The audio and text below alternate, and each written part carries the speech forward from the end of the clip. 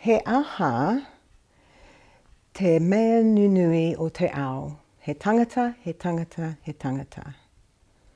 That's why it's the people who are important. And when someone comes to the door, the only thing that you know about that person is that they're a person.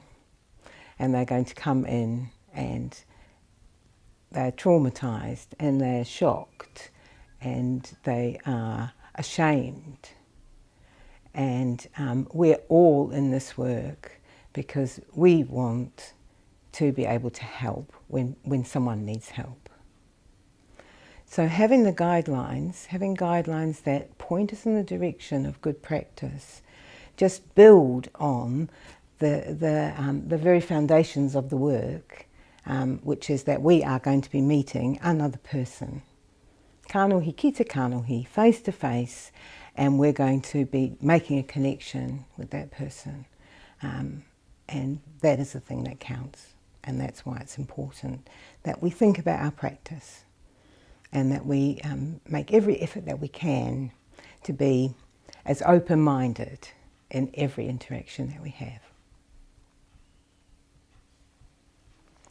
There are some other reasons actually, because I was thinking about this question, and I was thinking that if we use these good practice guidelines, then that's a way for us to get some feedback. We often don't get feedback about the impact that we have on the people that we meet in our work, because they disappear or we don't see them 5 years later when some of the impact might actually be kind of hitting them.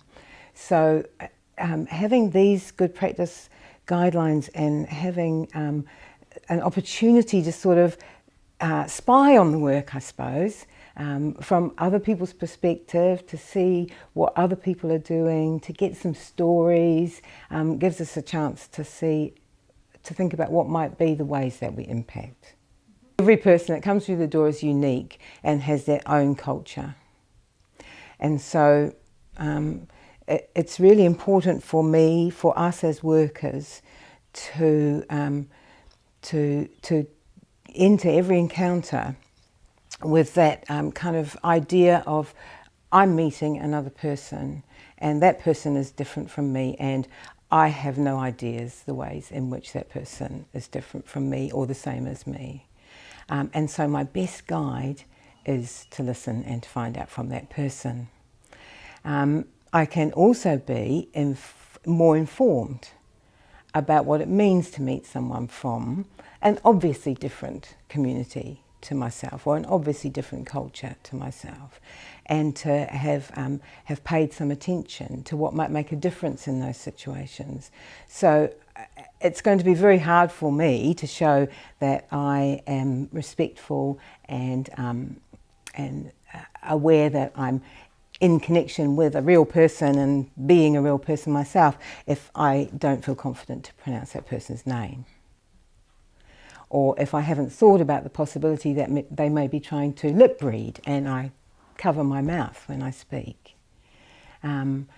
So I am my most important resource in that meeting, and the ways that I have been able to think about people and their differences and my feelings about the differences between people is going to be the thing that makes a difference to my ability to connect with that person.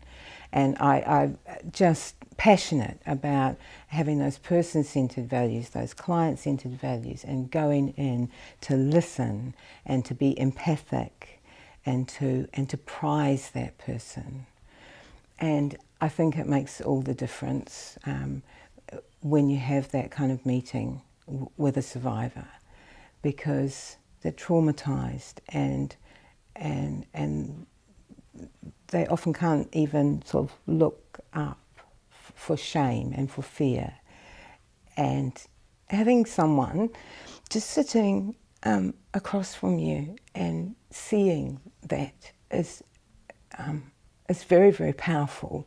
I heard a quote once, and it was, might not get it quite right, but it was something like, you start to heal the moment that you feel listened to.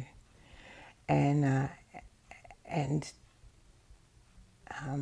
I can show that I'm listening and that I'm prizing that person and respecting them just because they're a person, by being more competent in my dealings with people, by understanding more about some of the things that might block me from being open and honest if I meet a certain type of person. But I can get more understanding, and these guidelines are a fabulous shortcut for me going out and doing a whole lot of research myself. You know, I've got the way pointed for me about some of the things that it's important for me to think about before that person comes to my door, whoever that person might be, so that I'm as ready as I can be. Knowing that the most important thing still that I can do is to actually listen to that person and how they pronounce their name and how they would like me to speak to them and whether they want to be offered a drink or something to eat. Or yes, it's really important for that person to feel that they can make the choices and have the sovereignty in our interaction, because they've been violated, they've been hurt, and they've been abused, and they are very shaky with boundaries often. And the more that I can show that person that I really want to listen to them, and I really want to walk with them, the more effective the work will be, the sooner the healing can start. From being on this advisory group, I've learned a lot about the different impacts on different groups that I hadn't thought of. I'm not in that group, so I hadn't kind of thought about that. Things like the importance of the church in a community. I think that's quite huge, and being able to sort of really understand how that impacts on both the support that someone feels they can get, but also perhaps maybe the shame that they bring as part of being in that community. I remember something that one of our colleagues on the group was talking about, and saying that in any interaction, if you feel that you're representing your culture, you don't want to be a bad, she said, you don't want to be a bad gay. You don't want to somehow feel that you're going to show up your community, and that certainly has an impact when you have had your sovereignty taken away from you by some kind of harm, and especially sexual harm, sexual abuse. Yes. Who do you talk to? Sometimes in some communities I think it might be hard to find that person, and if you're in a minority community, those communities are very small.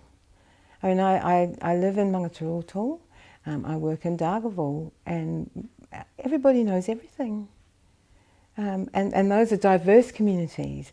If you talk about the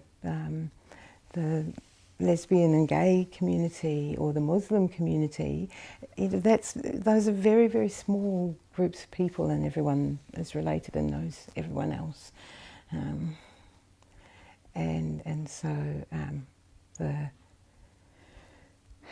the shame factor, the fear factor, the impact on the wider community is that much bigger as well.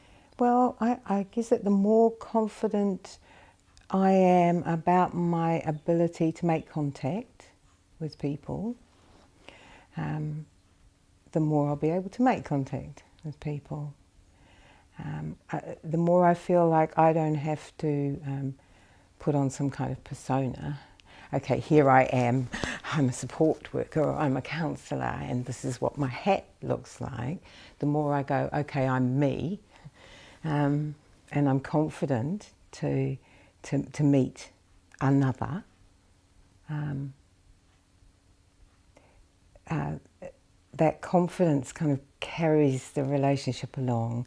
That confidence enables me to build rapport, enables me to feel that I'm going to be at least somewhat aware of the toes that might be there to stand on, or the things that it would probably be best not to ask, or the ways that it might be important for me to actually find out what is that person's vocabulary for the situation that they're in. How do they want to talk about what has happened to them? I don't have to have the answers because they have the answers. Yeah, so there's an impact on my confidence, and I guess that there's an impact on,